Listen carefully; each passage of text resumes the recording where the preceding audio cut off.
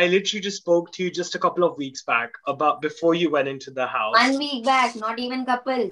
I know it's been a week. I mean, I'm really glad to see you out here, and I imagine you must be feeling very, very disappointed too. But how was that I'm week for you? extremely disappointed.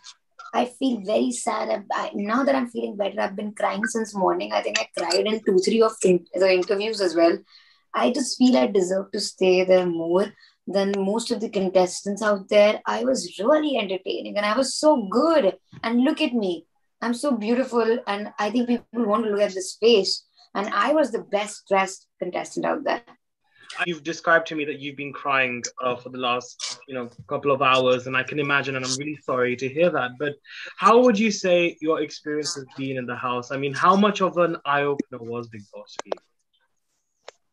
you? Experience was surreal. I still can't believe that it's over.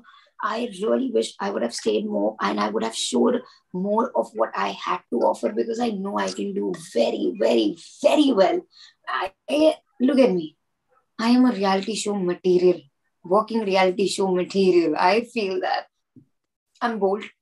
I don't know what is diplomacy. I'm unfiltered, uncensored. You could see a lot of my uncensored, unfiltered moment on the show. And I think I gave a lot more to the show than most of the contestants out there. Right. Now, I think, you kind of said that in the house when Zishan pressed that buzzer for getting rid of you as a connection. And I'm sorry, there's going to be a lot of questions like this, or apologies if it's triggering. But, when he did do that, you said that you were kind of expecting it. But how did you cope with those emotions? And obviously, had it been you on Zishan's sort of position, would you have done the same as well? I would have never pressed the button. One day before, we were talking to Seema Taparia, how we were speaking, we were telling her that, no matter what, we'll stick with each other till the end. When I said it, I meant it. And the next day, he's pressing the buzzer. That fucking asshole, that fucking loser, moron, idiotic, I don't know, that ugly asshole is. And then he has the guts. He has the fucking guts to say that I am the one who cannot be trusted. Like, what the fuck? Excuse me, you pressed the button. You just nominated me. I was your friend since 3 years. Yesterday, you were saying that you want to be with me till the end, and you pressed the buzzer today, and I'm the one who cannot be trusted. Bitch, please. And I understand your anger as well, and it's completely justified. In fact, but you said that you have a very strong friendship with him for 3 years, right? So, but because obviously it's a game show, so do you kind of feel that maybe I should just let it go once the game is over and maybe make amends with him or anything like that? Have you ever thought about that? This is not just a game show like Kaun Banega Crorepati. It's a personal game show. This show is all about making connections. It shows about friendships, about breaking friendships. So, what kind of a person you are? This show is showing the reality of you. People outside are judging you on the basis of your actions. ये खाली show जीतने के लिए नहीं होता, आपको audience का भी दिल जीतना है और अपनी वैल्यूज दिखानी है. खाली शो जीतने के लिए आप किस लेवल तक गिर सकते हो, क्या फायदा फिर ऐसे शो का जहां बाहर आपको गालियां पड़े और आप भी कोई आगे भी लाइफ में आपको ट्रस्ट ही नहीं कर पाएगा. And I think before you went on Big Boss, actually, I presume that you didn't actually know who was going on in the show.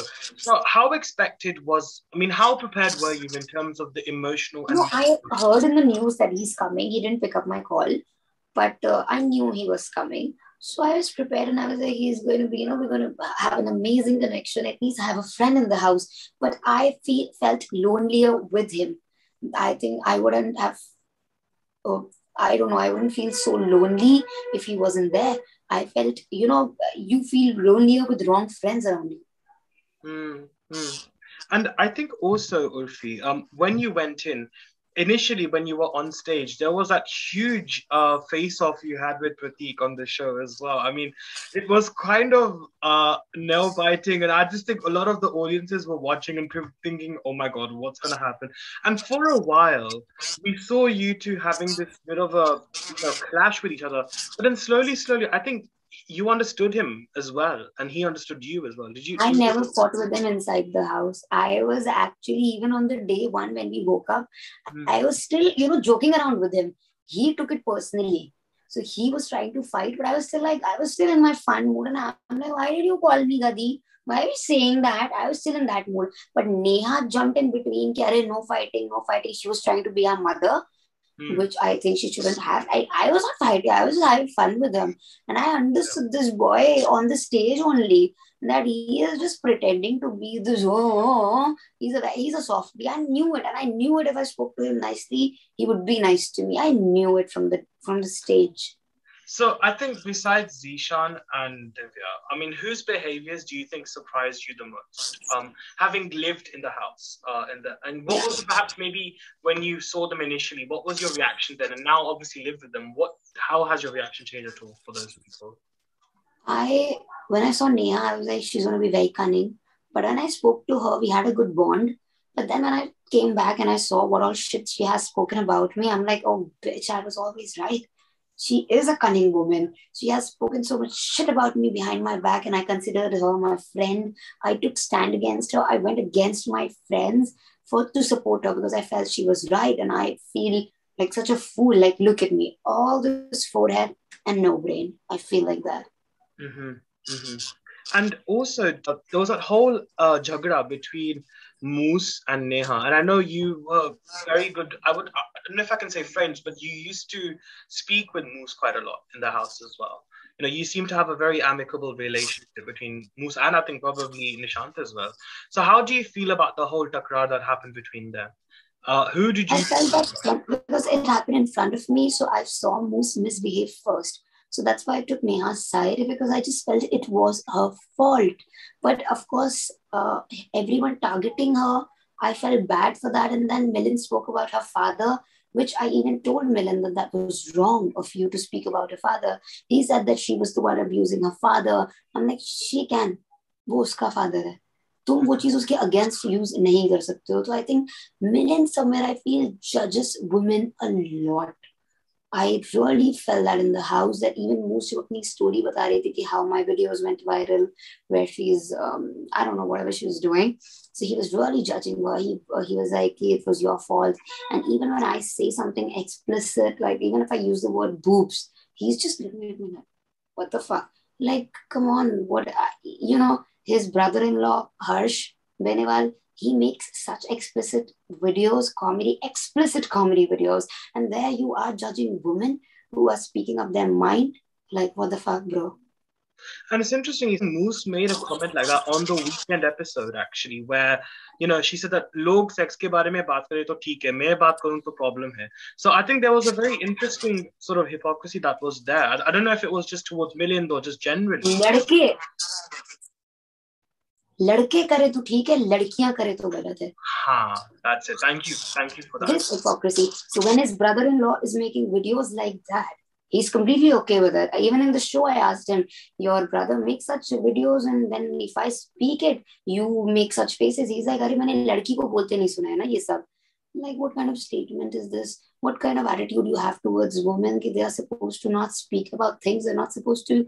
We have boobs. Oh my God, I'm so sorry to use the word boobs. Like, oh my God, if that offends you.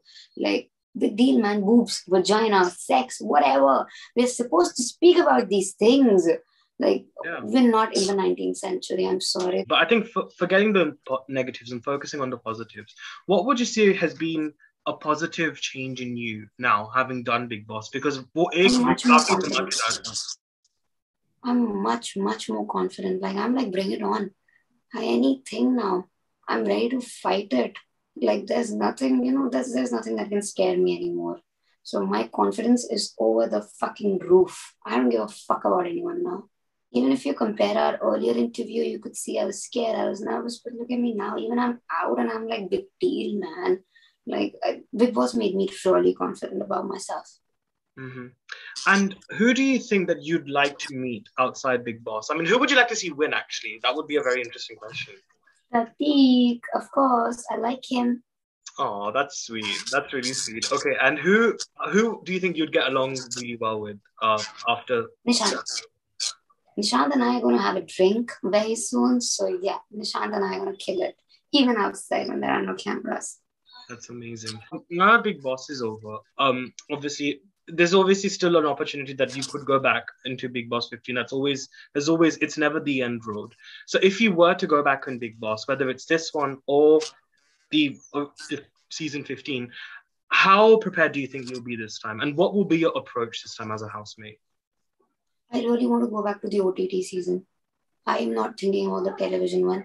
There is some unfinished business that I really, really want to finish. Mm-hmm. And on a final note as well, in terms of career, Urfi, you've done some great work, on television, done some notable series as well. So now what sort of work are you looking for as well? What would be your focus in life and career as well? I don't know. I have no idea. I swear, I don't know what's next. I'm still in Big Boss hangover, so I don't know. Right. Well, look, Urfi, I think you did a fab job as a housemate. I think, you brought this sense of energy in the house, and it is really sad that you're out here. But hey, look, the silver lining is that we get to talk. So I guess there's always a positive in everything that we do. So fingers crossed that we get to see you back on Big Boss or on television as well. But wishing you all the very best, Urfi. Thank you. Thank you so much. Bye. Thank you. Bye.